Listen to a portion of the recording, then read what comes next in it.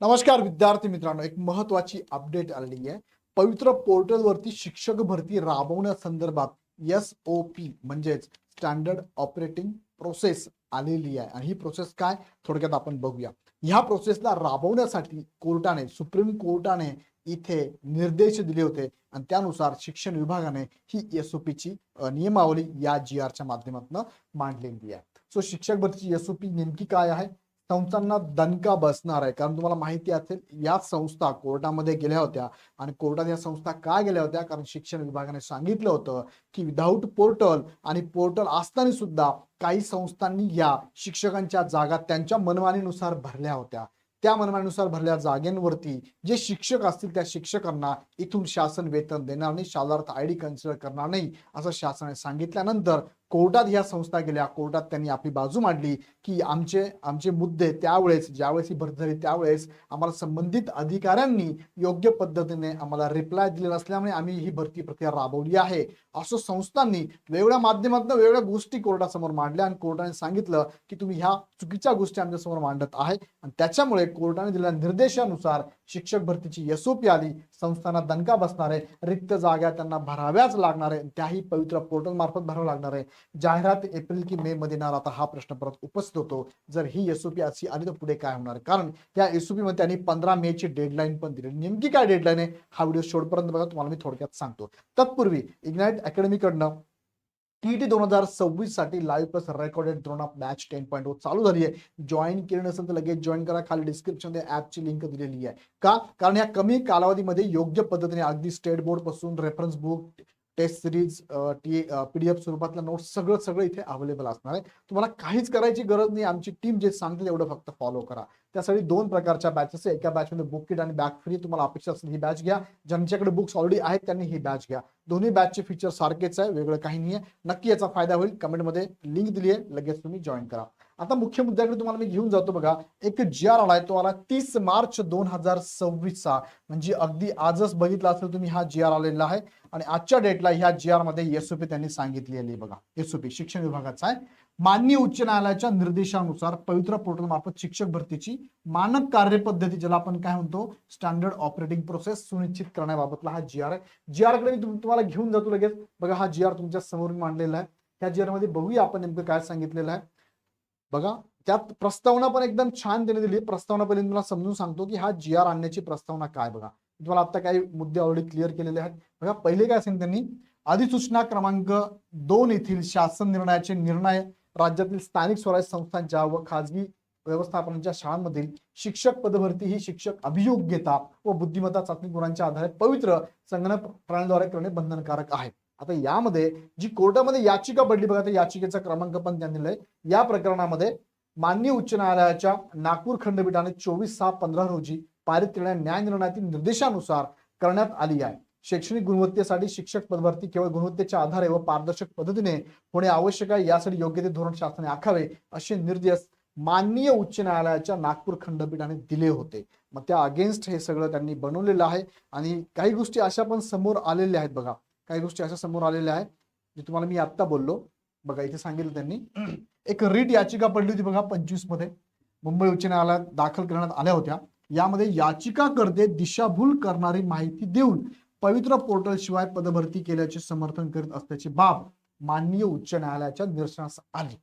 म्हणजे चुकीची माहिती देऊन काहीतरी आम्हीच कसे खरे आहोत या पद्धतीने भासवून कोर्टाला सुद्धा आपल्या भाषेत सांगायचं म्हणलं तर येड्यात काढण्याचा प्रयत्न चालू होता. असं इथे लिहिले, मी म्हणत नाही बरं का, फक्त मी आपल्या भाषेत तुम्हाला समजून सांगतोय. सो असं झाल्यामुळे काय झालं, मग कोर्टाने सांगितलं की या संदर्भात सक्षम व परिणामकारक पवित्र पोर्टल मार्फत शिक्षक भरती व्हावी यासाठी खालील निर्देश शासनास दिले होते. कोणी? कोर्टाने. काय होते? प्रत्येक शैक्षणिक विभागात संबंधित विभागीय शिक्षण उपसंचालक यांच्या अध्यक्षतेखाली, अध्यक्ष कोण असावा? शिक्षण उपसंचालक, 3 सदस्यीय उच्चस्तरीय समिती नेमण्यात येऊन पवित्र पोर्टल शिवाय झालेल्या पदभरतीचा अहवाल या समितीने सादर करावा, शासनास द्यावा. पवित्र पोर्टल शिवाय संस्थांनी केले ना, आता बघा ही समिती बसणार तिथे. नंतर काय, पवित्र पोर्टल मार्फत पदभरती अधिक परिणामकारक व कार्यक्षमतेने होण्यासाठी शासनाने मानक म्हणजे SOP निश्चित करावी आणि ती अंमलबजावणी शासनाच्या विचाराधीन होती असं विभाग म्हणतंय, शिक्षण विभाग म्हणतंय. आणि त्यावरती आता शासन निर्णय झालेला आहे. तो शासन निर्णय काय थोडक्यात आपण बघूया काय निर्णय आहे. बघा, यात त्यांनी सांगितल्याप्रमाणे आजतागायत राज्यातील खाजगी अनुदानित, अंशतः अनुदानित, विना अनुदानित शाळांमधील शिक्षक पदावर पवित्र पोर्टल शिवाय झालेल्या नियुक्त्यांचा अहवाल शासनास उपलब्ध करून देण्याच्या हेतूने प्रत्येक शिक्षण विभागासाठी खालीलप्रमाणे समिती गठीत करण्याचा मान्यता प्रदान करण्यात येत आहे. आता बघा, 2017 ते आजतागायत 17 पासून आज म्हणजे जवळपास 9 वर्षामध्ये ज्या काय पद्धतीने शिक्षक भरती विदाऊट पवित्र पोर्टल झाली असेल त्याची चौकशी लागलेली आहे. सो यावरती ऑलरेडी शिक्षण विभागाने म्हटलं होतं की आम्ही यांना वेतन देणार नाही आणि या शिक्षकांची नियुक्ती सुद्धा आम्ही इथे कन्सिडर करणार नाही असं सांगितलं होतं. आता बघूया काय म्हणताय. ही पदनाम असेल बघा, इथे विभागीय शिक्षण उपसंचालक अध्यक्ष असतील आणि संबंधित शिक्षण उपविभागातील शिक्षणाधिकारी दर्जाहून कमी नसलेल्या दर्जाचा अधिकारी 2 संख्या त्यांची असणार आहे. आणि संख्या कोण नेमणार आहे तर हे अध्यक्ष तिथे नेमणार आहे. असे त्रिसदस्यीय ही समिती असणार आहे आणि ही काय करणार आहे ते पण त्यांनी थोडक्यात सांगितलं बघा. 22/7/2017 रोजी व त्यानंतर ह्या डेट पासून त्यानंतर नियुक्त झालेले शिक्षक त्यांचे वेतन शालार्थ प्रणालीतून अदा केले जाते अशा शिक्षकांची जिल्हानिहाय व शाळानिहाय माहिती त्या समित्यांना उपलब्ध करून देण्याची जबाबदारी राज्यस्तरीय नोडल अधिकारी म्हणून शिक्षण संचालक माध्यमिक यांची असेल. यांनी उपलब्ध करून द्यायची या समितीला ही सगळी माहिती आणि मग ही समिती चेक करणार आहे. काय करणार, 22 जून 2017 रोजी व त्यानंतर नियुक्त झाले शिक्षक त्यांचे नाव शालार्थ प्रणालीमध्ये समाविष्ट नाहीत अशा शिक्षकांची माहिती समितीने संबंधित शिक्षणाधिकारी विभागीय शिक्षण उपसंचालक यांच्याकडून उपलब्ध करून घ्यावी. शिक्षणाधिकारी विभागीय शिक्षण उपसंचालक यांच्याकडे वैयक्तिक मान्यतेसाठी प्राप्त झालेली प्रलंबित असलेली निकाली निघालेली प्रकरणे विचारात घेण्यात येतील. ज्यांना ऑलरेडी पेमेंट चालू आहे ते तर आहेच, पण ज्यांचं प्रलंबित आहे, जे ऑलरेडी नियुक्त आहे पण त्यांना अजून पेमेंट नाहीये, असे सुद्धा शिक्षकांची लिस्ट यांना घ्यायची आहे. तिसरा मुद्दा यामध्ये सांगितलाय अल्पसंख्याक शैक्षणिक संस्था, त्यानंतर अनुकंपा नियुक्ती, विना अनुदानित वरून अनुदानित कडे बदली, कनिष्ठ महाविद्यालयातील अर्धवेळ पदावरून पूर्णवेळ पदावर उन्नयन या मार्गांनी पवित्र पोर्टल शिवाय नियुक्ती होऊ शकते. सबब अशा शिक्षकांची माहिती अहवालात समाविष्ट करण्यात येऊ नये. त्याचप्रमाणे काही प्रकरणात माननीय उच्च न्यायालयाने पवित्र पोर्टल शिवाय झालेल्या नियुक्त्यांना मान्यता देण्याबाबत आदेशित केले आहे. अशा शिक्षकांची माहिती देखील अहवालात समाविष्ट करण्यात येऊ नये. अशा शिक्षकांची माहिती घ्यायची नाही असं त्यांनी स्पष्ट सांगितलेलं आहे. आणि चौथा मुद्दा आहे उपरोक्त समित्यांची पवित्र पोर्टल शिवाय नियुक्ती झालेल्या शिक्षकांची जिल्हानिहाय व संस्था शाळानिहाय माहिती शासनास सादर करायची आहे. समित्यांचे गठन ते शासनास अहवाल सादर करणे या संपूर्ण प्रक्रियेसाठी डेट काय दिली बघा, डेडलाईन 15/5/2026. आता 15 मे 2026 डेट दिल्यामुळे साहजिक आहे हे सगळं प्रोसेस एका बाजूला ही चालू राहणार आहे आणि कदाचित एका बाजूला भरतीची प्रोसेस सुद्धा चालू राहणार आहे. पुढे त्यांनी सांगितली, पुढे ते पण बघूया ती एसओपी काय आहे. पण जर का हे जर असं ठरलं की हे सगळं अहवाल आल्यानंतरच प्रॉपर भरती करायची तर मात्र भरती लेट होऊ शकते. सो बघूया आपण पुढे अजून काय म्हटलेलं आहे. हा कालावधी निश्चित करण्यात येत आहे. या दिनांकास अथवा तत्पूर्वी असा अहवाल शासनास सादर करण्याची जबाबदारी संबंधित समितीची असणार आहे. उपरोक्त माहिती शासनास सादर करण्याबाबतच्या कामकाजाच्या प्रभावी समन्वयाची जबाबदारी यथास्थिती शिक्षण संचालक प्राथमिक व शिक्षण संचालक माध्यमिक व उच्च माध्यमिक यांची राहील. या कामावर नियंत्रण व देखरेख ठेवण्याची जबाबदारी सुद्धा आयुक्त यांची असणार आहे, आयुक्त शिक्षण विभागाची असणार आहे.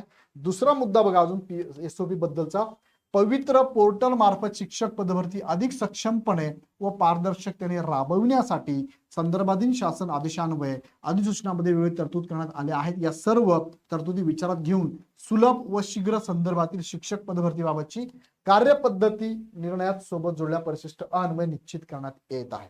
आता त्यांनी एक चार्ट दिलेला आहे, चार्ट मध्ये सांगितलं की कशा पद्धतीने शिक्षक भरती असावी.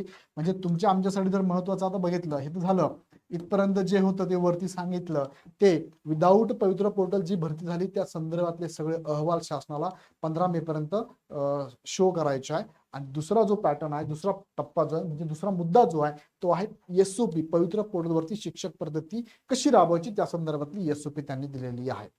सो ही एसओपी तुम्ही वाचू शकतात, पूर्ण त्यांनी सांगितलेली आहे, प्रॉपर सांगितलेली आहे. मी इथून सुरुवात करतो.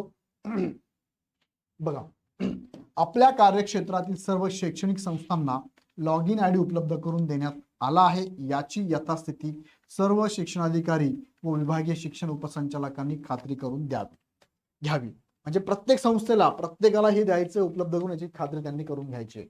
दुसरा मुद्दा, शिक्षक अभियोग्यता बुद्धिमत्ता चाचणीची घोषणा झाल्यानंतर सर्व शैक्षणिक संस्थांनी बिंदू नामावली अद्ययावत केली आहे का. बघा, जेव्हा जेव्हा टेट होणार आहे त्यावेळेस ही पण जबाबदारी त्यांची असणार आहे की प्रत्येक शैक्षणिक संस्थांनी बिंदू नामावली अद्ययावत केली आहे का. संच मान्यतेनुसार रिक्त जागांची संख्या निश्चित केली आहे का याची देखील संबंधित अधिकाऱ्यांनी खात्री करून घ्यावी, म्हणजे यांनीच करून घ्यावी. नंतर तिसरा मुद्दा बघा, पवित्र पोर्टल संदर्भातला तिसरा मुद्दा आहे, पवित्र पोर्टलवर संस्थांना लॉग इन करण्यासाठी सुविधा उपलब्ध करून दिल्यानंतर सर्वप्रथम बिंदू नामावली सक्षम प्राधिकरणात सादर केली जाते. सक्षम प्राधिकरणाने सदर बिंदू नामावली तपासून ती मान्य अथवा अमान्य करावी लागते. ही कार्यवाही कोणत्याही परिस्थितीत या संदर्भात विहित केलेल्या कालावधीत होणे आवश्यक आहे. याच्यामुळेच बराचसा लेट होते बघा. संच मान्यता, अतिरिक्त समायोजन, नंतर बिंदू नामावली, याच्यामुळे बराचसा लेट होतो. बऱ्याच जण ही क्लिष्ट प्रोसेस समजतच नाहीये. त्यानंतर ज्या संस्थांची बिंदू नामावली मान्य करण्यात आली आहे त्या संस्थांनी विषयासह व अन्य आवश्यक तपशिलासह जाहिरातीचे प्रारूप सक्षम प्राधिकरणाकडे पवित्र पोर्टलवर सादर करणे आवश्यक आहे. सदर प्रारूप सक्षम प्राधिकरणाने तपासून मान्य अथवा अमान्य करावे लागते. ही कार्यवाही कोणत्याही परिस्थितीत या संदर्भात विहित केलेल्या कालावधीत होणे आवश्यक आहे. आता हे जो कालावधी त्यांनी दिलाय ना, नुसतं विहित केली कालावधी विहित द्यायला इथे दिलं नाही, दिला असेल त्यांनी, पण इथे डेडलाईन द्यायलाच पाहिजे, असली दिलेली हरकत नाही. पुढचा मुद्दा आहे त्यामध्ये मी रिपीट करतो जरा, हा जस्ट मिनिट, हा पुढचा मुद्दा आहे पाचवा मुद्दा बघा, प्राप्त झालेल्या जाहिरातील ज्या विषयांचे अतिरिक्त शिक्षक उपलब्ध आहेत अशा शिक्षकांचे विविध कार्यपद्धतीनुसार या संदर्भात निश्चित केलेल्या कालावधीत रिक्त पदावर समायोजन करण्यात यावे, जी की प्रोसेस सध्या चालू आहे. सहावा मुद्दा यामध्ये आहे, नियुक्तीसाठी शिफारस झालेल्या उमेदवारांची अर्हता सक्षम प्राधिकरणाने तपासून त्यास मान्यता देणे आवश्यक आहे. पात्र ठरलेल्या उमेदवारांचे नियुक्ती आदेश विहित मुदतीत निर्गमित होतील व त्याची पोर्टलवर नोंद केली जाईल. याबाबत सूचना सक्षम प्राधिकरणाने संबंधित नियुक्ती प्राधिकरणास त्याच वेळी देणे आवश्यक आहे. म्हणजे रिक्त जागा त्यांची माहिती पवित्र पोर्टलला ऍड देणं, ती व्यवस्थित चेक करून घेणं आणि अतिरिक्त असेल शिक्षक तर समायोजन करणं. जर जागा रिक्त आहे पण काही ठिकाणी अतिरिक्त शिक्षक आहेत त्यांची पण समायोजन करण्याची प्रोसेस यामध्ये येऊन जाते. आणि सातवा मुद्दा आहे, शासन निर्णयान्वये पवित्र पोर्टल मार्फत शिक्षक पदभरती बाबतचे कामकाज महाराष्ट्र राज्य परीक्षा परिषदेकडे सोपवण्यात आले आहे. आपल्याला माहितच आहे, टीटी, टेट आणि पवित्र पोर्टल सगळंच कुणाकडे गेलं, आता महाराष्ट्र राज्य परीक्षा परिषदेकडे गेलेलं आहे. शिक्षक पदभरती संबंधित कामकाजाबद्दल शैक्षणिक संस्थांना शिक्षणाधिकारी, विभागीय शिक्षण उपसंचालक यांच्याकडून अपेक्षित प्रतिसाद विहित मुदतीत न मिळाल्यास, आता ही जी बाब आहे ना, प्रतिसाद नाही मिळाला हेच म्हणणं होतं त्या संस्थांचं ज्यांनी विदाऊट पवित्र पोर्टल शिक्षक भरती केली, तो मुद्दा पण त्यांनी टाकलाय. विविध मुदतीत न मिळाल्यास ही बाब आयुक्त महाराष्ट्र राज्य परीक्षा परिषद पुणे यांचे निदर्शनास ईमेलद्वारे आणण्यात यावी. यासाठी स्वतंत्र ईमेल ऍड्रेस आयुक्त महाराष्ट्र राज्य परीक्षा परिषद पुणे यांनी तयार करून राज्यातील सर्व शिक्षण संस्थांना त्याबाबत अवगत करावे. प्राप्त झालेल्या निवेदनावर योग्य ती कारवाई कमाल 15 दिवसांच्या मर्यादेत करणे आवश्यक राहणार आहे. असं हे सगळं सांगितलंय. माननीय उच्च न्यायालयाच्या फारशा प्रसिद्ध नसलेल्या व नगण्य खप असलेल्या वृत्तपत्रास जाहिरात प्रसिद्ध करण्याच्या नियुक्त प्राधिकरणांना कृतीबाबत देखील तीव्र नाराजी व्यक्त केली आहे. या अनुषंगाने नियुक्ती प्राधिकरणांना खालील प्रमाणात सूचना देण्यात येत आहे. काय सूचना आहे थोडक्यात बघा. आता पवित्र पोर्टलवर जाहिरात प्रसिद्ध झाल्यानंतर बघा, सदर जाहिरात संक्षिप्त स्वरूपात सर्वाधिक खपाच्या स्थानिक 2 वृत्तपत्रांमध्ये त्यापैकी किमान एक मराठी भाषेतील प्रसिद्ध करणे संबंधित संस्थेत आवश्यक असणार आहे. बघा, बऱ्याच वेळा असं होतं आपल्याला माहितीच पडत नाही. सो संबंधित संस्थेने त्या जिल्ह्यामध्ये सर्वाधिक किंवा राज्यात त्यांनी सांगितलं बघा काय, सदर जाहिरात स्थानिक वृत्तपत्र जो जास्त खपाचा त्याच्यात पण ती जाहिरात देणं गरजेचं आहे. संस्थेच्या शाळा जिल्ह्याच्या महसूल विभागाबाहेर असल्यास संस्थेला अशी जाहिरात अनुक्रमे विभागस्तरीय व राज्यस्तरीय वृत्तपत्रांमध्ये प्रसिद्ध करणे आवश्यक राहील. म्हणजे विभागा लेवलला पण सपोज विभागात 5 जिल्हे, 5 जिल्ह्यांना ही माहिती प्रोव्हाइड केली गेली पाहिजे वृत्तपत्राद्वारे, किंवा मोठी संस्था असेल तर राज्य लेवलला सुद्धा ही जाहिरात देणं गरजेचं आहे. संदर्भ क्रमांक 7 येथील शासन निर्णयासोबतच्या विवरणपत्र ब मध्ये त्या जिल्ह्यातील सर्वाधिक खपाच्या वृत्तपत्राची यादी देण्यात आली आहे. संस्थेने कोणत्याही परिस्थितीत या यादीवरील वृत्तपत्रात जाहिरात देऊ नये. कोणत्या तरी छोट्या मोठ्या वृत्तपत्रात जाहिरात देऊन संपून टाकता असं होता कामा नये, हे पण यात सांगितलेलं आहे.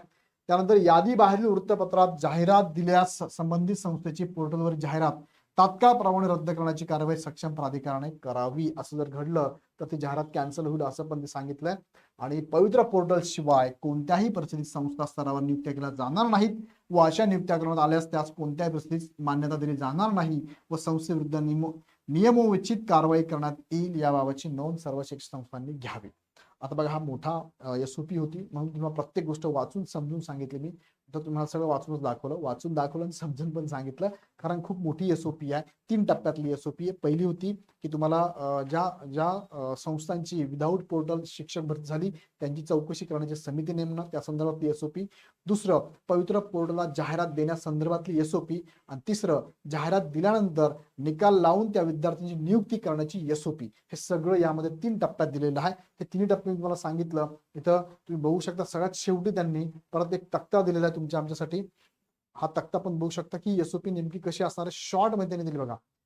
शालेय क्रीडा पवित्र पोर्टल मानक कार्यपद्धती म्हणजेच एसओपी त्यांनी दिलेली आहे. ही एसओपी तुम्ही आता मी सांगितली तीच एसओपी त्यांनी 4 स्वरूपात टाकली बघा. विविध घटकांचा समावेश यामध्ये. जसं की तुम्हाला म्हटलं, टेट परीक्षेस प्रविष्ट झालेल्या उमेदवारांच्या स्तरावरील कार्यवाही, पवित्र पोर्टलवर विहित मुदतीत नोंदणी व प्रमाणीकरण करणे, जाहिरातीचे अवलोकन, सुयोग्य प्राधान्यक्रम जनरेट करून घेणे, विविध केलेल्या मर्यादेत प्राधान्यक्रम लॉक करणे, मग असेल निवडीचा प्रकार मुलाखतीशिवाय, मग असेल निवडीचा प्रकार मुलाखतीसह. दोन्ही आयटम दिलेत. ते कसे चालणार ते पण त्यांनी खाली सांगितले बघा. मुलाखतीशिवाय आणि मुलाखत सह कसं असेल.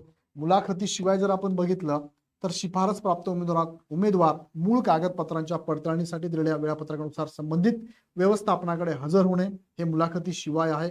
पात्र ठरलेले उमेदवार नियुक्त आदेशानुसार विहित मुदतीत पदस्थापना दिलेल्या शाळेत रुजू होणे आणि रुजू उमेदवारांची शालार्थ प्रणालीतून वेतन प्राप्त होण्यासाठी आवश्यक माहिती वेतन प्राप्त होण्यासाठी संबंधित मुख्याध्यापकाकडे सादर करणं. विथ मुलाखत जी आहे, विथ मुलाखत ती प्रोसेस शिफारस पात्र उमेदवार मूळ कागदपत्रांच्या पडताळणीसाठी मुलाखत व अध्यापन कौशल्य चाचणीसाठी दिलेल्या वेळापत्रकानुसार संबंधित व्यवस्थापनाकडे हजर होणे, मुलाखत व कौशल्य चाचणीतील प्राप्त गुणांनुसार नियुक्तीसाठी निवड झालेल्या उमेदवार नियुक्ती आदेशानुसार विहित मुदतीत पदस्थापना दिलेल्या शाळेत रुजू होणे ही त्यांची प्रोसेस असणार आहे. हे झालं टेट नंतरची प्रोसेस आहे, टेट नंतरची. पण इथे अजून 2 प्रोसेस त्यांनी दिलेले बघा. व्यवस्थापन संस्था स्तरावरील कार्यवाही, तक्रार निवारण. व्यवस्थापन संस्था स्तरावरील कार्यवाही म्हणजे काय? ज्या संस्था आहे संच मान्यता प्राप्त करून घेणे, अतिरिक्त कर्मचाऱ्यांचे व्यवस्थापन संस्थेमार्फत समायोजन करणे ही पहिली प्रोसेस. संच मान्यता, अतिरिक्त त्यांचं समायोजन. संस्थेगत समायोजन शक्य नसल्यास अतिरिक्त शिक्षकांचा तपशील सक्षम प्राधिकरणास कळवणे. जर संस्थेअंतर्गत समायोजन होत नाही तर त्या संबंधित प्राधिकरणाला कळवणे. समायोजनानंतर पदे रिक्त राहत असल्यास ती पवित्र पोर्टल मार्फत भरण्यासाठी मागास वर्ग कक्षाकडून बिंदू नामावली पडताळणी करून घेणे. जर रिक्त राहिले तर जागा बिंदू नामावली अपडेट करून घेणं. त्यानंतर युजर आयडी व पासवर्ड वापरून पवित्र पोर्टलवर संस्थेची नोंदणी करणं. रिक्त बिंदूची पोर्टलवर नोंद करून सामाजिक समांतर आरक्षणाबाबतची माहिती प्राधिकरणाकडून तपासून घेणं. उपरोक्त माहिती योग्य असल्यास रिक्त असणाऱ्या पदांचा सर्व तपशील म्हणजेच इयत्ता, गट, विषय इत्यादी बाबत नोंदणी करणे. ही माहिती प्राधिकरणाकडून तपासून घेणे. उपरोक्त बाबींची पूर्तता झाल्यानंतर पवित्र पोर्टलवर विहित कार्यपद्धतीनुसार वृत्तपत्रात जाहिरात प्रसिद्ध करणं हे पण आपण सांगितलं बघा. आणि मग निवडीचा प्रकार मुलाखतीशिवाय आणि मुलाखतीसह जो तुम्हाला मी आता सांगितला तो राबवणं हे सगळी प्रोसेस त्यांची असणार. ही जी प्रोसेस तिकडे सांगितलीच मी ऑलरेडी. आणि तुमची जी काही जर तक्रार असेल तर त्या संदर्भात पण त्यांनी 10 दिवसाच्या आत राज्यस्तरीय लेवलला निवारण केलं जाईल याचे पण त्यांनी इथे हे स्तर दिलेले आहे. सो अशा पद्धतीने ही चांगली एसओपी बनलेली आहे. यामध्ये जसं वापरायला सुरुवात होईल त्यावेळेस कळेल आपल्याला, पण लवकरच या एसओपी नुसार या सगळ्या गोष्टी मार्गी लागाव्यात यासाठी शासन स्तरावरती शिक्षण विभागाने प्रयत्न करावा असं सगळ्यांनाच वाटतंय. या संदर्भात हा GR प्रसिद्ध झालाय. एसओपी याच्या पहिले पण आपले माननीय शिक्षण मंत्र्यांनी म्हटलं होतं की आम्ही स्टँडर्ड एसओपी आणणार आहोत. ही एसओपी त्यांनी आणलेली आहे. यामध्ये आता फक्त विहित मुदतीत सगळ्या गोष्टी होणं गरजेचं आहे. याबद्दल तुम्हाला काय वाटतं मला कमेंटमध्ये कळवा. पण या एसओपी मुळे काय फायदा होणार आहे तर संस्थांना पवित्र पोर्टल मार्फत भरती करावी लागणारच आहे. विदाऊट पवित्र पोर्टल करता येणार नाही, कारण अशा शिक्षकांना वेतन इथे दिलं जाणार नाही, शालार्थ त्यांचा बनणारच नाहीये. पळवाटा बंद होतील बघा. संस्था नेहमी पळवाटा काढायच्या की आम्हाला विहित मुदत त्यांनी रिप्लाय दिला नाही, पवित्र पोर्टल बंद होतं असं असं वगैरे वगैरे, पण असं होणार नाही. पळवाटा बंद होतील. जाहिराती देण्याबाबत नियम व निकष पाळावे लागतील. प्रत्येक टप्प्यावर जबाबदारी निश्चित केली जाणार आहे. अधिकारी तिथे दिलेला आहे, त्या अधिकाऱ्याची जबाबदारी असणार आहे आणि विथ मुदतीत जबाबदारी त्याला कंप्लीट करणं आहे. भरतीला वेग येऊन पारदर्शकता वाढणार आहे. सो याबद्दल तुम्हाला काय वाटतंय नक्की कमेंटमध्ये कळवा. या एसओपीचे निकष तुम्ही बघितले असेल, त्याबद्दल काय वाटतं सांगा. याच्यावरती एखादा निकष तुम्हाला जर क्लिष्ट वाटत असेल तर मला सांगा, त्याबद्दल सेपरेट व्हिडिओ मी घेतो. हा थोडासा व्हिडिओ मोठा असणार आहे, पण एसओपी संदर्भात तुम्हाला माहिती असणं गरजेचं आहे, त्यामुळे मी दिलेला आहे. आणि परत जाताना सांगतो की इग्नाइट अकॅडमीच्या बॅचेस तुम्ही तुमच्या मित्रांना नक्कीच सजेस्ट करू शकतात. बॅचेस चालू होत आहे 1 एप्रिल पासून. अधिक माहितीसाठी ह्या नंबरला कॉल करू शकता, अदरवाईज ऍप डाउनलोड करून बॅचेस पण जॉईन करू शकता. आवडला व्हिडिओ तर लाईक करा, तुमच्या मित्रांना शेअर करा. पुन्हा व्हिडिओ आपण नेक्स्ट व्हिडिओमध्ये. धन्यवाद.